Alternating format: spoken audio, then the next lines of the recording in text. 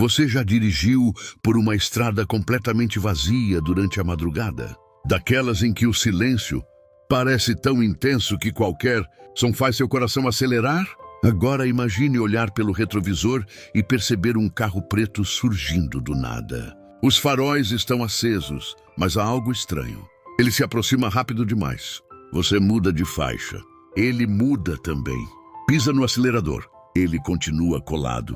Então, no momento em que parece inevitável uma colisão, o carro simplesmente desaparece. Essa é a história que há décadas circula entre taxistas, caminhoneiros e motoristas que atravessam o túnel Rebouças, no Rio de Janeiro. Alguns dizem que é apenas imaginação.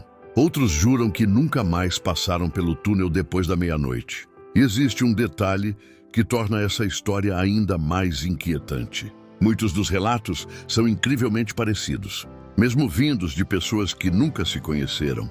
Tudo teria começado em 1974. Naquela época, um homem conhecido como Carlão da Baixada era apontado como um dos criminosos mais temidos do Rio de Janeiro. Seu nome era citado em conversas de bares, reportagens policiais e rodas de conversa espalhadas pela cidade. Para muitos, ele parecia intocável. Sempre escapava. Sempre desaparecia antes da polícia chegar. Mas toda fuga tem um fim. Naquela noite, segundo a lenda, Carlão conduzia um Opala preto em alta velocidade. Atrás dele, viaturas da polícia fechavam o cerco. As sirenes cortavam o silêncio da madrugada, enquanto o motorista acelerava sem olhar para trás. Ao entrar no túnel Rebouças, a velocidade já era absurda. Os pneus gritavam contra o asfalto. As luzes do túnel passavam como flashes. A distância entre o Opala e as viaturas diminuía a cada segundo. Foi então que aconteceu. Na direção contrária vinha um Fusca, ocupado por uma família que voltava para casa. Eles jamais imaginaram que, em poucos segundos, suas vidas cruzariam o caminho daquela perseguição. Sem espaço para desviar, sem tempo para reagir. O impacto foi devastador. O barulho ecoou por todo o túnel. Metal contra metal. Vidros explodindo. Silêncio. Quando os primeiros policiais chegaram ao local, encontraram uma cena impossível de esquecer. Os veículos estavam completamente destruídos. Não havia sobreviventes. O caso chocou a cidade. Mas foi depois do acidente que a verdadeira história começou.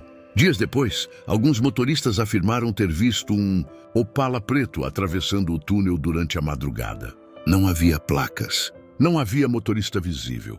Apenas um carro antigo, impecavelmente conservado, surgindo do nada. No início, ninguém acreditou. Era apenas coincidência ou imaginação. Até que os relatos começaram a aumentar.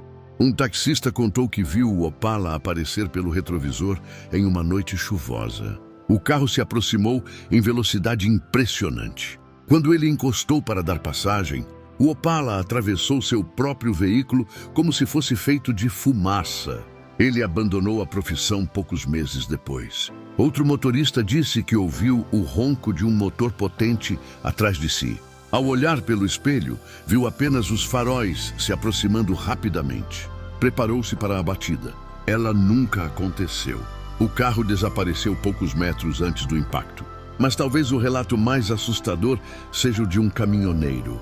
Segundo ele, atravessava o túnel pouco depois das 2 da manhã, quando viu o Opala surgir atrás dele. O caminhão era pesado. Não havia como acelerar. Os faróis do carro iluminavam toda a cabine. O motorista começou a rezar. De repente, o rádio desligou sozinho. As luzes internas piscaram. O motor perdeu força. Então, em um único instante, tudo voltou ao normal. Quando olhou novamente pelo retrovisor, o Opala havia sumido. Nunca mais passou pelo Rebouças naquele horário. Com o passar dos anos, a história cresceu. Alguns afirmavam que o carro aparecia apenas em noites chuvosas. Outros diziam que ele surgia sempre depois da meia-noite. Havia quem jurasse que ouvira pneus cantando antes mesmo de enxergar os faróis. E existiam aqueles que garantiam ter visto o motorista. Um homem imóvel, vestindo roupas escuras, com as mãos firmes no volante, mas sem rosto. Como toda lenda urbana, a história ganhou diferentes versões. Em algumas delas, quem tenta perseguir o Opala nunca consegue alcançá-lo. Em outras, o carro simplesmente desaparece ao chegar ao fim do túnel. Há ainda quem diga que ele só aparece para motoristas que dirigem acima do limite de velocidade, como um aviso para diminuir antes que seja tarde demais. Curiosamente, muitos policiais e funcionários antigos ligados ao túnel evitavam comentar o assunto. Quando perguntados, apenas sorriam ou mudavam de assunto. Isso alimentou ainda mais o mistério. Com o avanço da tecnologia, surgiram câmeras de segurança espalhadas pelo trajeto. Era a chance perfeita para acabar com a lenda. Mas nenhuma gravação mostrou algo conclusivo. Mesmo assim, os relatos continuaram. Isso levanta uma pergunta intrigante. Se não existe prova definitiva, por que tantas pessoas contam histórias tão parecidas? Especialistas em psicologia explicam que lugares cercados por histórias assustadoras podem influenciar nossa percepção. O cérebro passa a interpretar sombras, reflexos e luzes como algo sobrenatural. Mas nem todos aceitam essa explicação. Há quem diga que o medo não inventa detalhes tão específicos. Motoristas que jamais ouviram falar da lenda descrevem um carro preto antigo, faróis altos, velocidade extrema e o desaparecimento repentino. Coincidência? Talvez. Ou talvez exista algo naquele túnel que ainda não compreendemos. Outro detalhe curioso envolve os taxistas mais antigos do Rio. Alguns contam que décadas atrás era comum ouvir colegas recomendando rotas alternativas durante a madrugada. Quando perguntavam o motivo, a resposta era sempre a mesma.